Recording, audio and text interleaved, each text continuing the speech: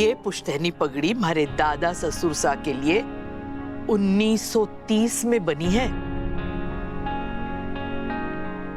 ये पगड़ी बजाज खानदान के वारिस की जिम्मेदारी, संस्कार और परिवार का मान रखने की पहचान है। जैसे ही चंदा के इन पेपर्स पर दस्तखत हो जाएंगे, ये पगड़ी चंदा के सर पे सजेगी।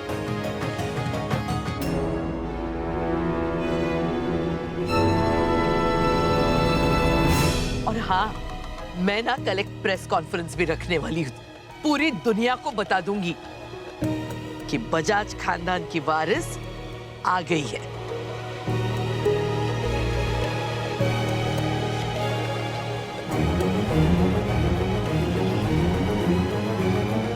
माँ, यू श्योर ये सब अभी करना है? एक बार और सोच लीजिए। अन्नपूर्णा जी, आप सोच समझ के अपने पूरे होशो हवास में अपनी पूरी प्रॉपर्टी, अपना मकान, बिजनेस और लिक्विड एसेट्स अपनी पोती चंदा बजाज के नाम कर रही हैं? जी, मैं पूरे होशो हवास में मेरी सारी प्रॉपर्टी हमारी पोती चंदा के नाम कर रही हूँ।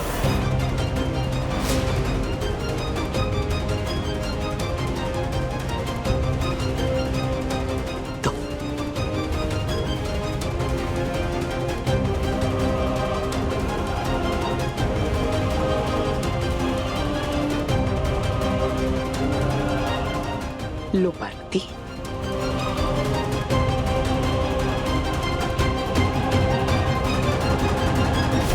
लीजिए, साइन कर दीजिए। हाँ।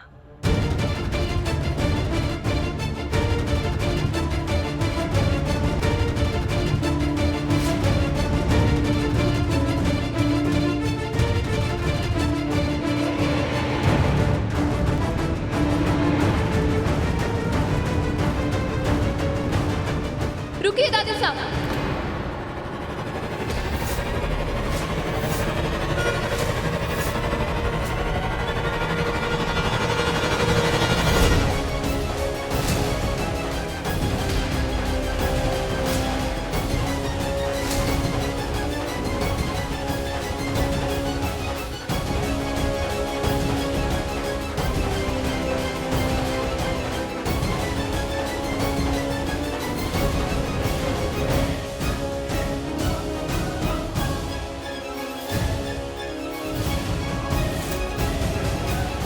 दादी साहब, वो संपत्ति चंदा के नाम कैसे कर सके हैं जो आपकी खुद की ही ना है?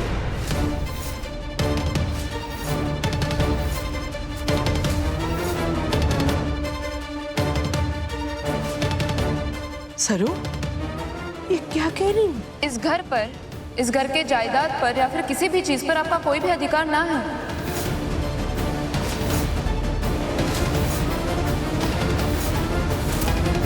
इस घर की, बजाज खानदान के जायदाद की असली मालकिन मैं हूं।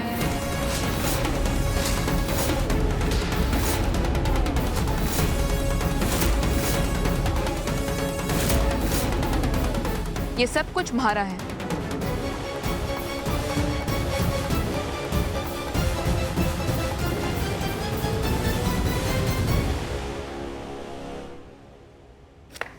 सरू, तू इस सब की मालकिन कैसे हो गई?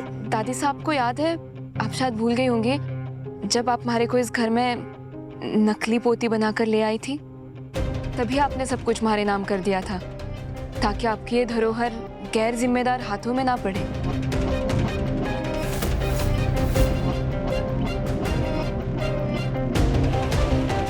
ये देखिए दादी साहब। हाँ, ये लीजिए वकील साहब।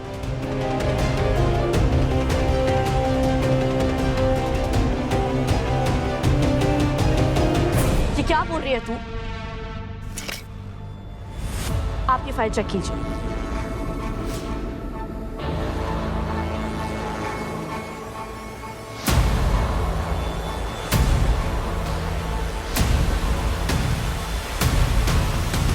करेक्ट है। इन पेपर्स के हिसाब से फिलहाल लीगली ये सब कुछ सरू का है।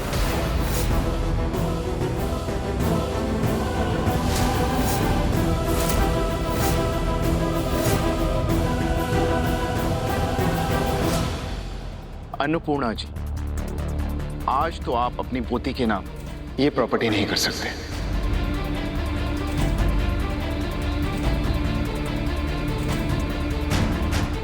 कामिनी कसम, मेरी हर चाल का तोड़ कहीं न कहीं से लेके आती है ये लड़की।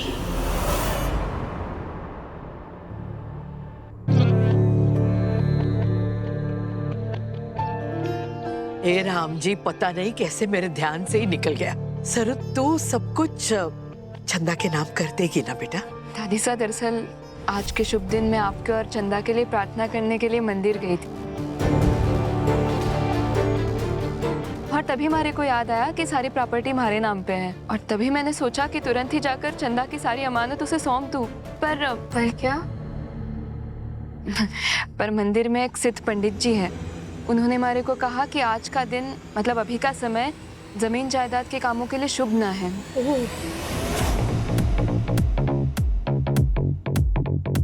और जायदाद जिसके नाम पर होने वाली हो उस पर घोर विपदा भी आ सके। अच्छा। पर आने वाली पूर्णिमा है ना, वो मुहूर्त बहुत शुभ है इन सब कामों के लिए, और मैं ना चाहती कि हमारी चंदा पर कोई ग्रहण आए, इसलिए दादी साहब थोड़ा रुक जाते हैं ना।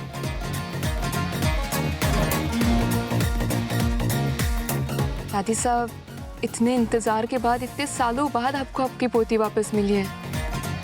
फिर पूर्णिमा के समय हम पूरे धूमधाम के साथ सब कुछ चंदा के नाम कर देंगे, क्यों? कितनी चिंता है थारे को हमारी पोती की, बिल्कुल बहन जैसी।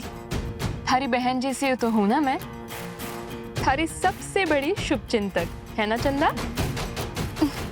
मुहूर्त देखना कैसे हमारे ध्यान से निकल गया, पता नहीं। अच्छा हुआ तूने रोक लिया। खुश रह बिटिया, खुश रह। आज तो रोक लिया मैंने, पर पूर्णिमा तक का ही समय है हमारे पास। उससे पहले चंदा की सच्चाई हमारे को सबके सामने लानी होगी, पर कैसे? अच्छा, एक और बात बताई थी पंडित जी ने। हाँ। पूर्णिमा तक है ना चंदा, थारे को हर रोज अपनी दादी सा और दादो सा के पैर पूरी निष्ठा के साथ स्पर्श करने होंगे।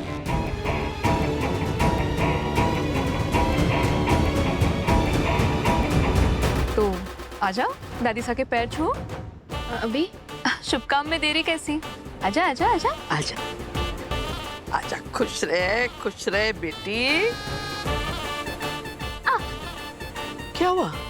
क्या हुआ? चोट लगी है?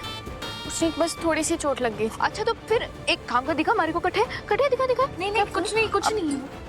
मैं हल्दी लगा देती हूँ, मैं लेप लगा देती हूँ थारे को। मैं कर लूंगी सरू, मैं ठीक हूँ, इतना कुछ नहीं हुआ है, मैं ठीक हूँ।